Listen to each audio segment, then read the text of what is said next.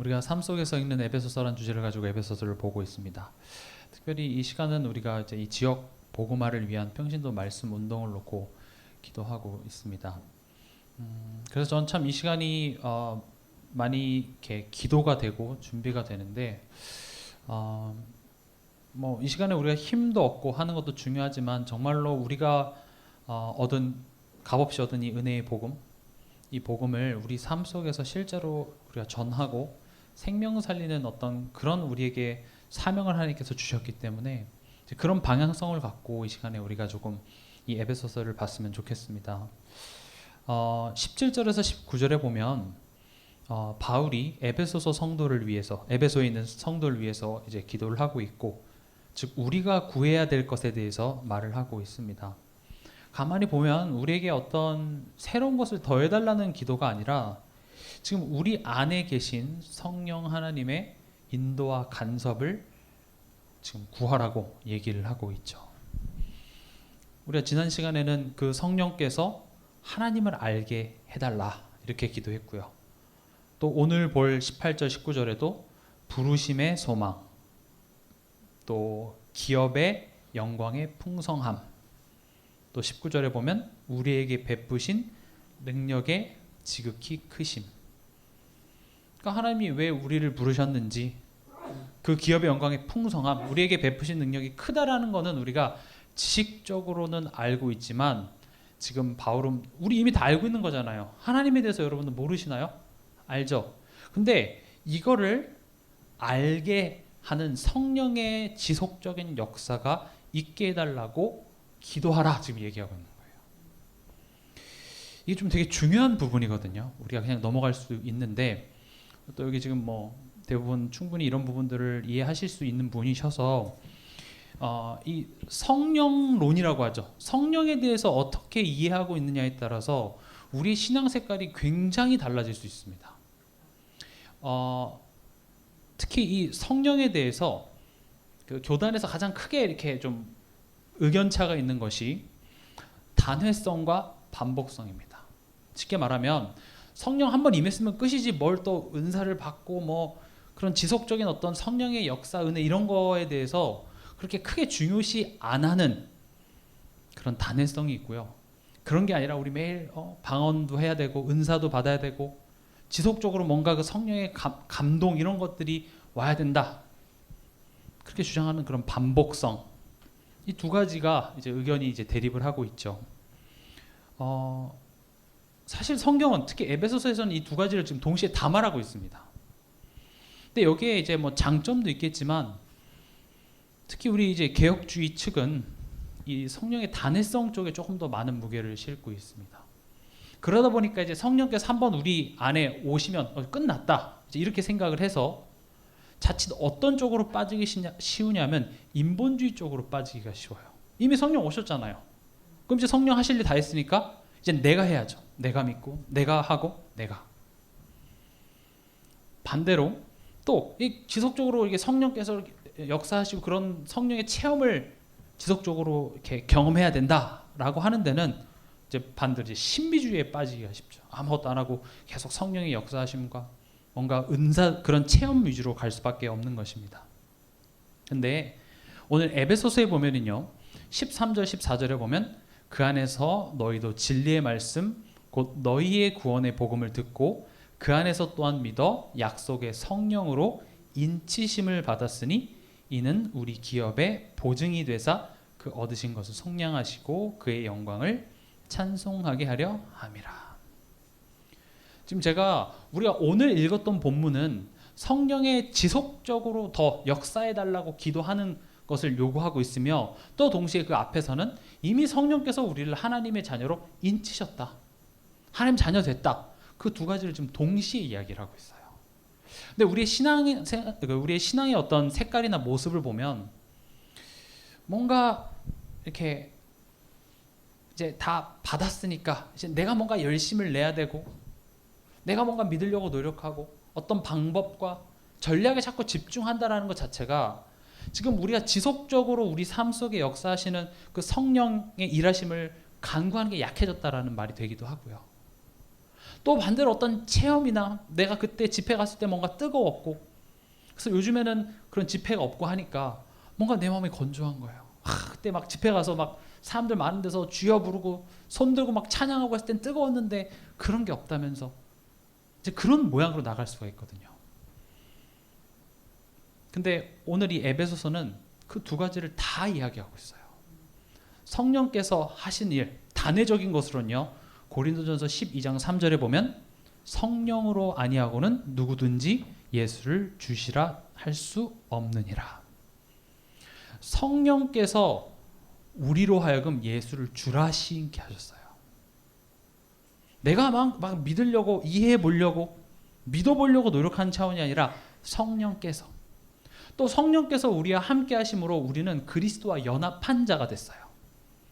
그래서 예수님의 죽음이 그냥 나를 위한 어떤 퍼포먼스가 아니라 그 예수님의 죽음이 나의 옛사람의 죽음이 되어진 것이고요.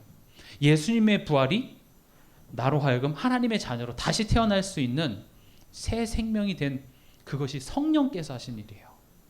2000년 전에 예수님이 이루신 구원이 나에게 유효한 이유가 성령께서 나와 함께 하시기 때문에 그래요. 그냥 함께 하신다는 그 자체가 벌써 엄청난 일이죠. 그걸 보고 생명이라고 하고요. 그래서 요한일서 5장 10절에 하나님의 아들을 믿는 자는 자기 안에 증거가 있고 이렇게 되어 있습니다. 또 로마서 8장 16절에는 성령이 친히 우리의 영과 더불어 우리가 하나님의 자녀인 것을 증언하시나니. 성령이 나와 함께하고 있다는 것은 내가 하나님의 자녀고 죄의 종노릇했고 사단에 소속되어 있던 내가 죽고 이제는 하나님의 자녀로 내가 거듭난 새로운 피조물임을 성령께서 증언하고 계시다는 거죠.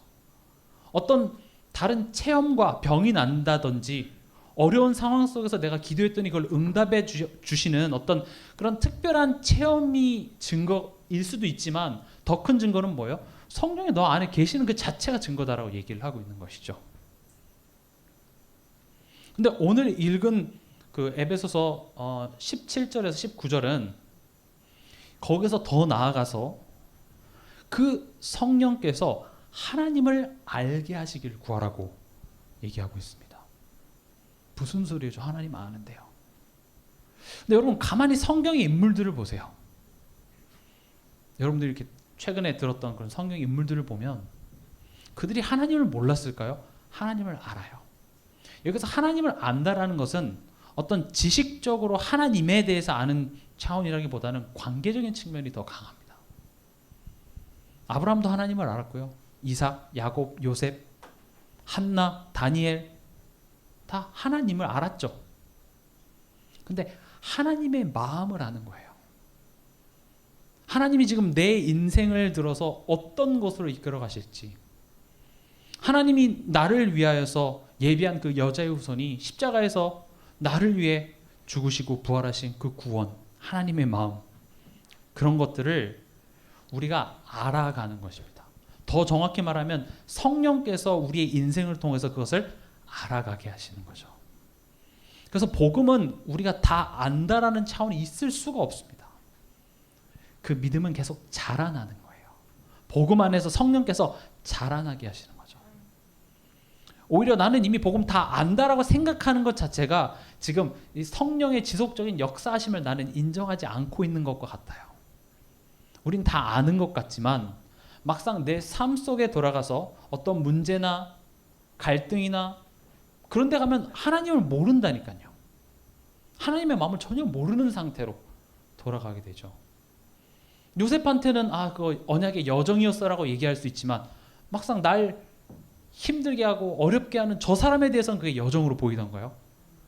분인나 같은 년 이렇게 되겠죠. 저 사람을 좀 없애줬으면 좋겠지. 그렇게 안 보여요. 그래서 성령께서 지속적으로 우리 삶 속에 역사하사 하나님의 마음을 알게 하신다는 거죠. 그래서 하나님은 어떻게 하셨냐? 기도하게 하십니다. 내 수준과 내 상식으로 도저히 이해할 수 없는 상황으로 몰아가셔서 우리로 하여금 기도하게 하시는데, 기도라는 어떤 우리의 열심과 우리의 어떤 하나님을 향한 어떤 정성이 하나님께 닿아야 뭔가 해준다는 개념이 아니라 기도할 때 성령이 역사하신다라는 거죠. 그 성령의 역사하심을 통하여서 하나님을 알아가는 과정이 우리의 신앙생활이라는 겁니다. 또 그 성령께서 부르심의 소망, 기업의 영광의 풍성함, 우리에게 베푸신 능력의 지극히 크심. 이게 우리가 구해야 될 거라고요. 진짜 이게 우리가 구해야 될 거예요. 근데 우린 그런 상황 속에서 우리로 하여금 그렇게 역사하시는 성령의 역사하심을 구하라고 몰아가는데 그냥 그런 상황이 좀 사라지길, 이런 문제가 해결되어지기를 우리는 기도하고 있는 거죠. 그래서 특히 개혁 교단에 있는 그런 성도들이 좀 약한 부분들이 이렇게 지속적으로 우리 삶에 역사하시는 성령 하나님을 의지하는 것에 조금 약한 부분이 있습니다. 그러면 그럴수록 뭐가 더 강조가 되냐면 어떤 인간의 방법, 열심, 전략, 단체 이런 것들이 강조될 수밖에 없어요. 비법을 찾죠. 어떻게 하면 전도가 되더라. 어떻게 했더니 우리 가정이 변화됐더라. 그런 방법을 자꾸 찾게 돼 있어요. 그러니까 이제 해도 안 된다. 해보니까 그 사람한테는 되는데 나는 안 되더라. 나는 퇴근하고 항상 몇 시에 공원 갔는데 거기 누가 있어서 항상 보험 전했는데 대박 역사 일어났다. 그래서 나도 갔는데 웬걸요. 거기서 쫓겨나고. 나는 다른 거예요. 안 믿어진다. 그럼 또 뭐라 그러죠? 그래도 안 믿어봐라. 그렇게 하고 있지. 이런 게 왜 중요하냐면 결국 우리 모두가 다 사역자거든요. 우린 다 현장 사역자예요. 가정에 돌아가면 내 자녀들에 대해서 또 내 배우자에 대해서 내가 사역자이기도 하고요. 또 내가 일하는 직장에서도 그렇고 또 교회 안에서도 그렇고요. 근데 거기서 좀처럼 내 마음대로 참 잘 되지가 않잖아요. 그렇죠? 내가 이렇게 주일날 강단 말씀 딱 붙잡고 집에 가서 자녀한테 기도서 펴라 하면 딱 펴주면 얼마나 좋겠어요. 내 마음 같지가 않아요. 그럼 이제 그런 상황 속에서 내 마음 같지가 않으니까 우리는 이제 뭐에 관심이 가냐면 그거를 이렇게 응답 받은 사람들의 어떤 간증들이 더 귀에 잘 들어오는 거예요. 물론 증인들의 간증이 파워가 있습니다만 우리는 그 가운데서 그 사람이 될 수밖에 없었던 내용을 한번 가만히 들어보시면 결국 그 사람을 하나님께서는 진짜 기도하는 자리로 기도해서 정말 하나님만 바라볼 수밖에 없는 자리로 이끄셨다라는 거는 별로 들리진 않고요. 뭐 했더니 됐더라고 들리죠. 이런 교재를 쓰고 이런 방법과 물론 그런 게 필요 없다는 내용은 절대 아닙니다만은 가장 그 근본적으로는요. 이 성령의 역사하심을 간구하는 그 기도 없으면 절대 일어날 수가 없는 내용이에요. 더 정확히 말하면 우리가 성령 하나님께 의존해야 하는 존재임을 우리가 스스로 인식하지 않으면요. 말씀은 절대 우리에게 깨달음을 주질 않습니다. 깨달을 수도 없어요. 언제까지나 지식의 내용으로 맴돌 뿐이죠. 성령 하나님이 날 깨닫게 해주시지 않으면 절대 깨달을 수 없구나. 그래서 예배 전에 와서 기도하라라는 것이 하나님 오늘도 내 마음의 문을 열어주시옵소서. 지혜와 계시의 영을 내게 부어주사. 오늘 선포되어진 그 말씀의 내용이 깨달아지는 그런 역사가 있게 하여 주시옵소서. 그런 기도 우리 잘 안 한 지 오래됐잖아요. 왜냐? 우린 복음을 아니까요. 내가 훈련 꽤 받았잖아요. 난 복음 정확하잖아요. 지금 바울이 기도하고 있어요. 어떻게 바울보다 믿음 좀 괜찮으신가요? 이거 비교 대상은 아니지만 이거는 어떤 경지에 오르면 그만해도 되는 게 아니라 이게 우리가 항상 기도해야 될 내용이라고요. 우리 고린도전서 2장 11절 한번 읽어볼까요?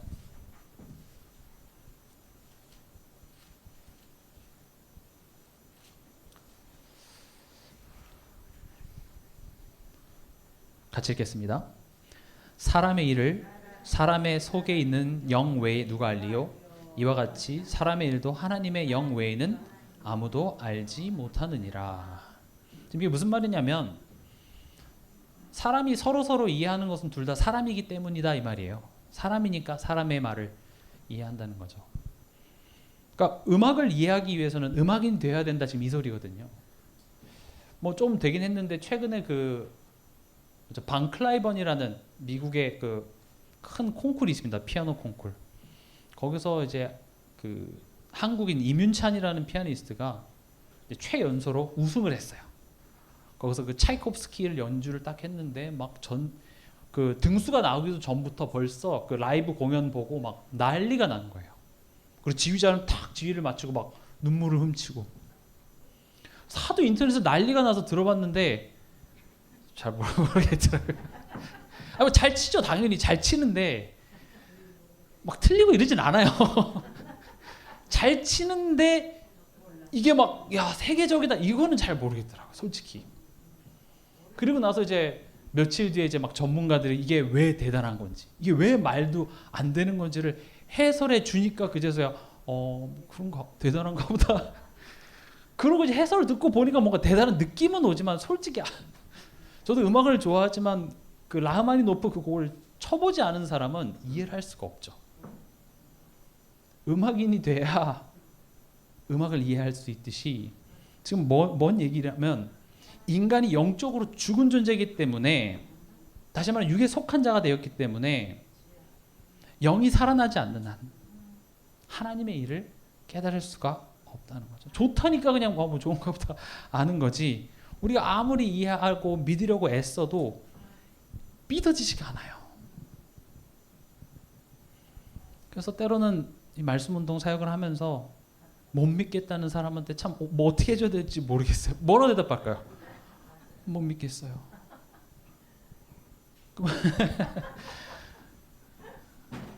뭐 제가 그다음 믿어보시죠. 사기를 칠 수도 없고 그렇다고 해서 믿어보시죠 해서 그래 믿어볼게요 해서 되는 내용이 아니에요. 그래서 참 우리가 그 뭐 선배 사역자들이라든지 그 목사님들이 항상 얘기하는 것이 사역보다 기도다. 그러니까 그 영혼과 내 사역 대상자를 위한 기도가 필요하다라는 말이 그냥 이야기가 아니라 정말 성령께서 그 영혼의 마음을 붙잡아 주사 마음의 문을 열어 주사 하나님 이 복음의 말씀이 그들에게 전달되게 하여 주시옵소서. 그래서 저는 우리 중고등부 교사 단톡방에 그 토요일 저녁마다 그 글을 올립니다. 내일 있을 그 중고등부 예배를 위해서 또 중고등부에 올 그 한 영혼 한 영혼들의 마음을 성령께서 간섭하고 역사하여 주사 그들의 마음속에 이 복음의 말씀이 전달되게 하여 주시옵소서. 혹 그 자리에 오지 못한 그 렘넌트들에게도 하나님 역사하여 주시옵소서. 사실 우리가 어떻게 그 사람의 마음을 우리의 말로 설득을 하겠어요. 설득이 되질 않아요. 또 그 자리에 오기까지 뭐 렘넌트들이 내일은 주일이니까 일찍 자야지 이렇게 자는 렘넌트가 있을까요? 대부분 거의 밤새고 오는 애들도 있고 또 그 오는 과정 속에서 엄마랑 한바탕 하고 싫은 소리 듣고 와서 걔네들한테 뭐 어떻게 해야 이 말씀이 들어가겠어요? 뭐 애들만 그런가요? 주일 예배 어른들도 마찬가지죠. 벌써 주일 예배 오는 아침부터 집안에서 막 소동이 나고 오는 차에서 막 싸우고 복잡한 생각에 딱 와서 말씀만 듣지 못하게 하는 사단이 그렇게 발악을 할 텐데 우리가 그걸 어떻게 설득하고 어떻게 믿게 할까요? 우리는 할 수 없습니다. 그래서 기도해야 된다고 얘기합니다.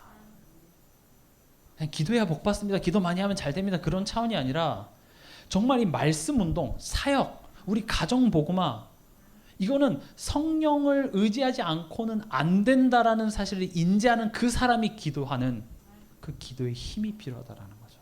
정말 기도해야 돼요. 우리 구역 식구들, 교구 식구들 여러분들 마음대로 되던가요? 안 되죠. 또 다 사람마다 또 사정이 있고 또 사건들이 이렇게 있어요. 그렇게 만나니 이게 참 쉽지가 않죠. 우리 고린도전서 2장 3절에서 5절 한번 같이 읽어보겠습니다. 같이 읽겠습니다. 내가 너희 가운데 거할 때에 약하고 두려워하고 심히 떨었노라. 내 말과 내 전도함이 설득력 있는 지혜의 말로 하지 아니하고 다만 성령의 나타내심과 능력으로 하여 너희 믿음이 사람의 지혜에 있지 아니하고 다만 하나님의 능력에 있게 하려 하였노라. 우리의 사역이, 우리 가정 안에서 내 자녀에게 대해서 내가 하는 설득이 나의 어떤 지혜의 말, 나의 경험이 아니라 성령의 나타나심과 능력으로. 바울은요, 지금 두려워하고 심히 떨었던 이유가 혹시라도 이 복음이 지식으로 설득력 있는 지혜의 말로 될까봐 두려워하고 심히 떨었다, 이렇게 말하는 거죠. 근데 이게 역사적으로도 이게 성령의 나타나심과 능력이 아닌 어떤 지식으로 이해가 됐을 때 오히려 그 사람이 가장 큰 핍박자가 됩니다. 보면은요, 수많은 철학자들의 특히 서양 철학자들의 배경을 보면은요, 목회자 자녀들이 되게 많습니다. 신은 없다, 신에 대해서 부정하는 대부분 사람들 보면은요, 목회자 자녀거나 어렸을 때 기독교 집안에서 자랐거나 아니면 신학을 엄청나게 공부한 그 신학적 배경이 많이 있어요. 아마 우리들보다 성경을 더 잘 알고 더 많은 주석을 가지고 아마 헬라어 히브리 해서 다 알걸요. 근데 그게 성령의 나타내심과 능력이 아니라 지식으로 아니까 오히려 그게 가장 큰 핍박자가 되더라는 겁니다. 우리도 그렇게 될 수 있어요. 우리가 훈련 많이 받고 메시지를 지식적으로 많이 듣다 보니까 결국 뭐만 남냐면 해도 안 되더라가 남아요. 많이 했는데 안 되던데요. 지금 그래서 바울은 그래서 두려워하고 심히 떠는 거예요. 지식으로 알아서 될 내용이 아니거든요. 그리고 5절에 보면 너희 믿음이 사람의 지혜에 있지 아니하고 다만 하나님의 능력에 있게 하려 하였노라. 나의 믿음은 어디에 있나요? 될 만한 거? 내가 예측해서 요거는 되겠다. 요 정도는 좀 하나님이 역사하겠다. 사람의 수준에 있지만 여기 보면 하나님의 능력에 있게 하려. 하나님의 능력은 다른 게 아닙니다. 우리 고린도전서 2장 봤는데 한 장 넘어가서 고린도전서 1장 24절에 보면 하나님의 능력이 뭐라고 나와 있습니다. 1장 24절입니다. 같이 읽겠습니다.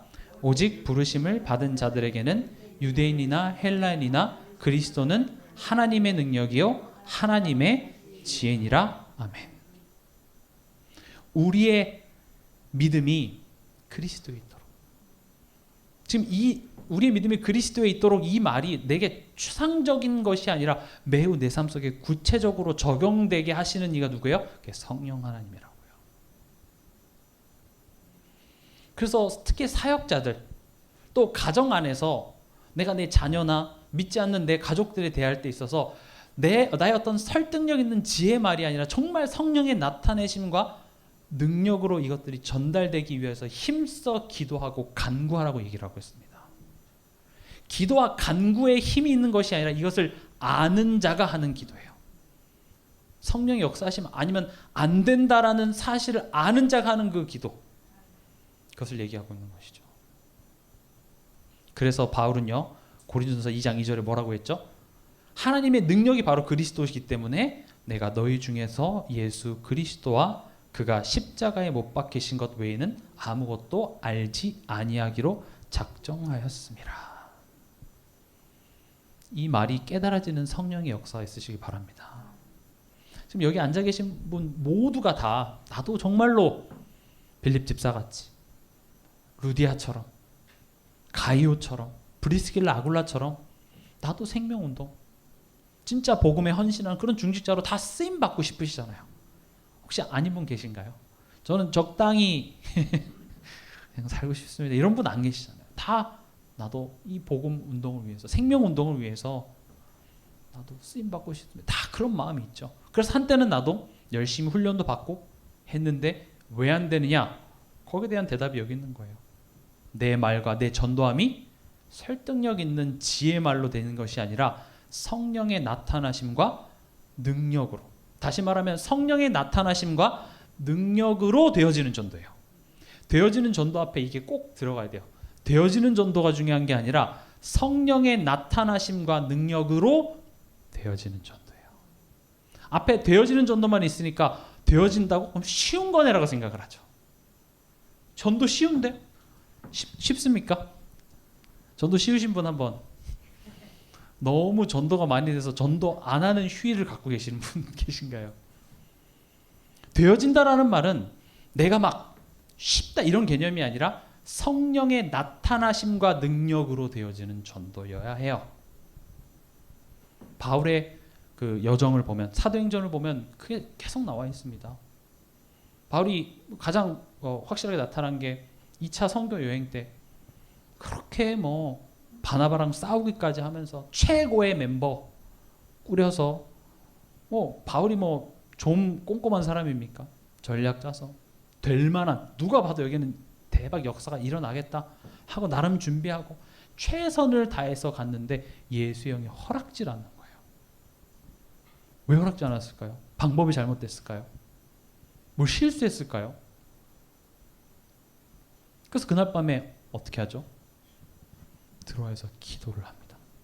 기도했더니 됐다. 이걸 또 방법론적으로 가져가는 것이 아니라 성령의 나타나심과 능력으로 되어지는 전도를 하나님께서는 바울에게 체험케 하시더라는 거죠.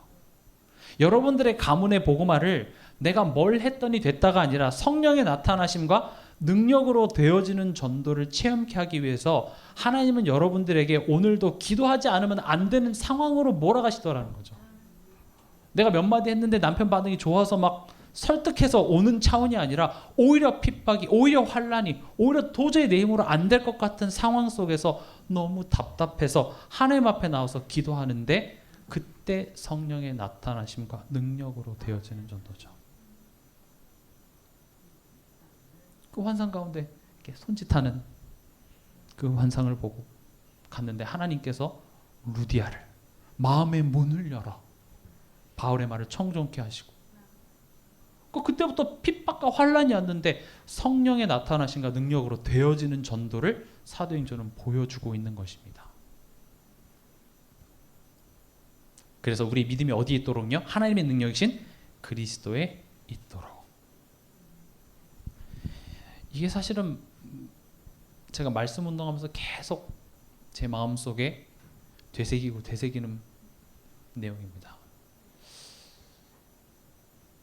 이런 내용도 준비해보고, 이 사람이 이런 내용이 필요할 것 같아서 뭐 이런 예화, 오히려 하나님이 오히려 더 안 되게 하세요. 전 그래서 감사했어요. 차라리 어설프게 제 말주변으로, 제 설득으로 되는 게 아니라 기도하게 하세요. 그래서 어떤 현장은 될 만한데 또 뒤집어지기도 하고요. 저번 주엔 굉장히 반응 좋아서 되게 좋았다 했는데 다음 주 가니까 완전 되어져 있는 경우들도 있고요. 그래서 사역자인 저도 금요 치유전도학교 때 기도할 수밖에 없어요. 아니, 모르겠습니다. 어떻게 해야 되죠? 기초가 잘못된 건가요? 뭐 어디를 더 설명을 해줘야 하나님 이 사람이 바뀔까요? 저 그렇게 다 얘기하고 몇 시간을 내가 목이 쉬어가며 커피 막 이만한 거 막 벌컥벌컥 들이마셔가면서 내가 그렇게 했는데 결국 돌아오는 거는 또 불신한가 못 믿겠다는 말 앞에 하나님 제가 뭘 더 해야 될까요? 안 되는 건가요? 복으면 된다면서요. 세상이 고치지 못하는 병, 세상이 치유하지 못하는 병 다 난다면서 하나님 왜 이것도 안 되죠? 저로 하여금 완전히 하나님 내가 할 수 없습니다가 되게 하시더라고요. 그래서 저는 기도할 수밖에 없어요. 둘 중에 하나죠. 포기하거나 하나님께서 역사하시거나. 저도 지금 이 응답을 깨달아가는 그 과정 중에 있습니다. 저도 뭐 이걸 해서 제가 뭐 증인으로 서는 그 정도 수준도 안 돼요. 저도 지금 조금씩 나오고 있어요. 뭐 여러분들이 뭐 대단한 말씀 운동 현장 생각할 필요 없이 그냥 내 가정에 대해서, 그렇죠? 내 구역 식구들, 때로는 참 내 마음 같지 않고 좀 이렇게 좀 협조해주고 좀 이렇게 해주면 좋을 것 같은데 안 되는 그런 상황 속에서 사실 거기에 대해서는 하나님이 나에 대한 계획이 더 크다라는 사실을 여러분들이 기억하셨으면 좋겠습니다. 불평하고 원망하고 분석하고 쟤는 제 잔이 아니니 그런 얘기하지 마시고요. 나로 하여금 기도하게 하세요. 성령의 역사하심을 내가 기도해야 되겠구나. 그럼 오늘 우리가 읽었던 에베소서 1장 18절에 보면 너희 마음의 눈을 밝히사. 하나님 나의 마음의 눈을 밝혀주시옵소서. 저 사역 대상자의 마음의 눈을 밝혀주시옵소서. 여러분 백내장 아시죠? 백내장. 눈이 없는 게 아니에요. 눈이 있는데 거기에 이렇게 뭐가 낀 거죠. 그게 제거가 돼야 돼요. 그래야 빛이 보여요. 그게 제거가 돼도요, 이 시신경이 오랫동안 보지 않으면 이게 바로 이렇게 선명하게 보이지 않아요. 그래서 그것을 회복하는 훈련 또한도 필요합니다.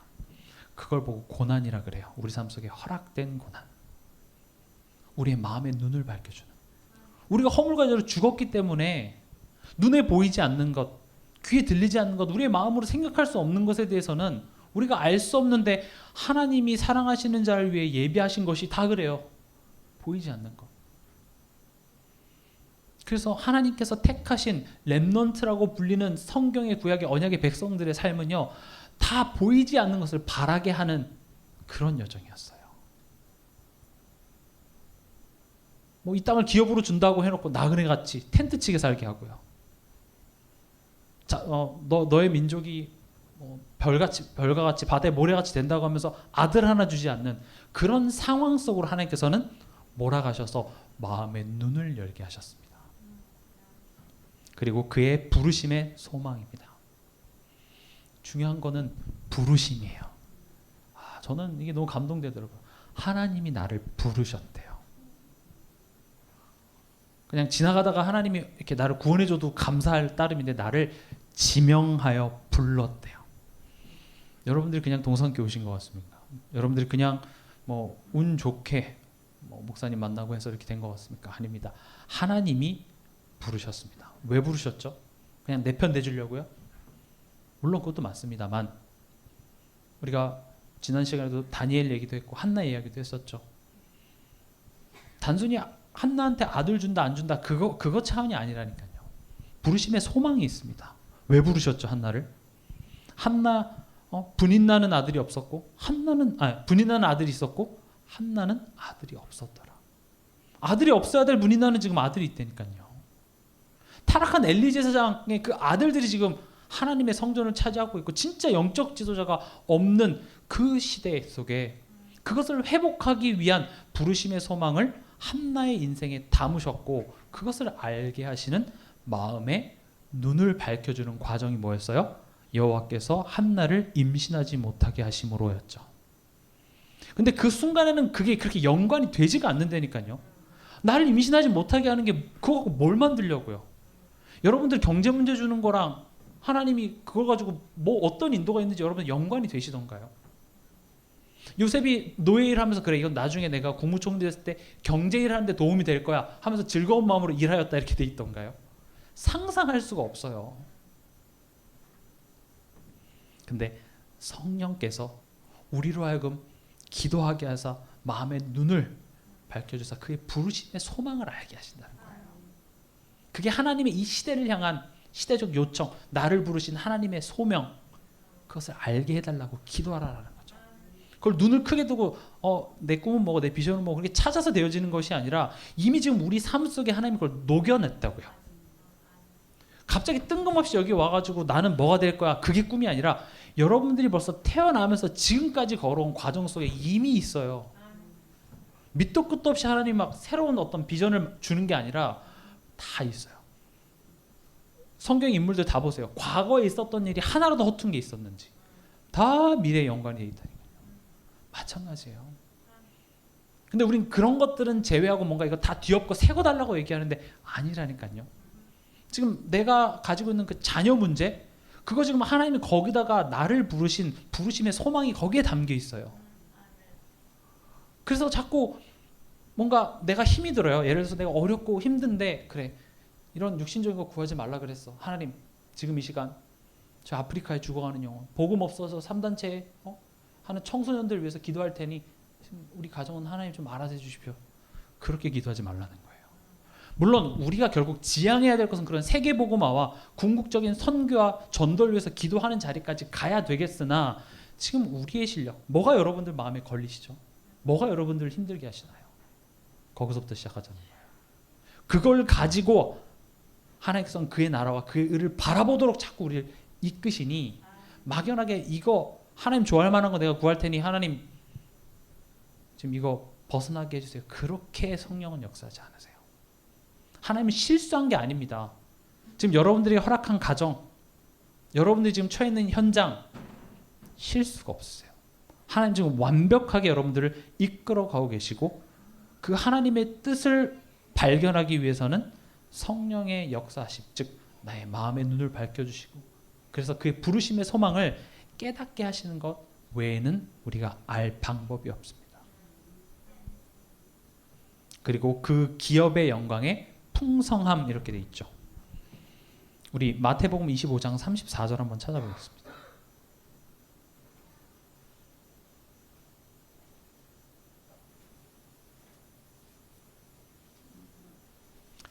마태복음 25장 34절입니다.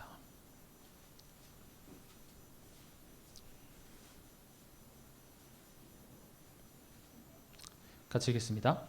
그때의 임금이 그 오른편에 있는 자들에게 이르시되 내 아버지께 복받을 자들이여 나와 창세로부터 너희를 위하여 예비된 나라를 상속받으라.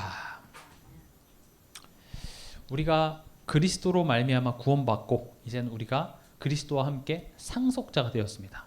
우리가 받을 그 상속 그게 뭐냐? 바로 하나님 나라입니다. 하나님 나라는 이 땅에서는 하나님의 통치를 의미하고요. 죽어서는 우리가 갈 천국을 의미합니다. 그래서 에베소서 보면 성령께서 우리가 받을 기업의 보증이 된다 이렇게 얘기를 하시죠. 우리가 받을 기업이 뭔가 무슨 진짜 뭐 기업을 주는 그런 개념이 아니라 어떤 회사를 유산으로 주는 게 아니라 하나님의 나라예요. 그래서 성령께서 그 보증이 된다는 것이 성령께서 우리와 함께 하사 우리 인생을 통치하는 거기에 보증이 되시고 장차 우리가 가야 될 그 천국의 모형, 즉 교회입니다. 좀 이 말이 어려울 수 있는데 어쨌든 이것 또한도 성령께서 가르쳐 주셔서 깨닫게 하는 역사가 있길 바랍니다. 이거 무책임한 거 아닙니다.